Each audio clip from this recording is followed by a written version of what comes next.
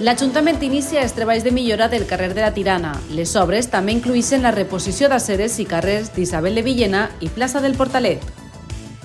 S'han adjudicat les obres per ampliar el cementeri municipal en 2.700 metres quadrats, on es construiran 400 nichos més prefabricats de formigó.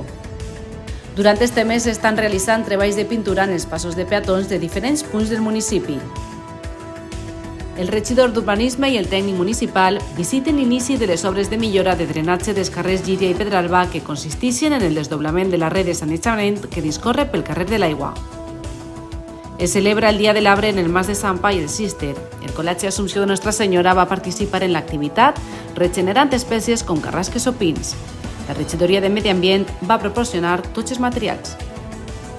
L'Ajuntament col·labora amb la Unió Musical en el seu concurs d'internacional de trompa Vicente Zarzo, que celebrarà els dies 18 i 19 de juliol en l'auditori.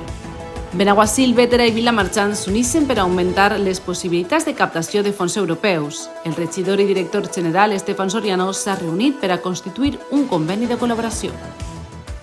El govern municipal rendeix comptes de la seva gestió a la ciutadania a través d'una guia que reflecteix de manera clara i detallada la gestió pública. Les falleres majors de 2025 anunciaran esta vesprada en l'acte de la crida que ja estem en falles. La policia local de Benaguasil ensenya als escolars l'ús responsable dels petardos per a conscienciar-los. El regidor de Seguretat també va estar present en la xerrada preventiva.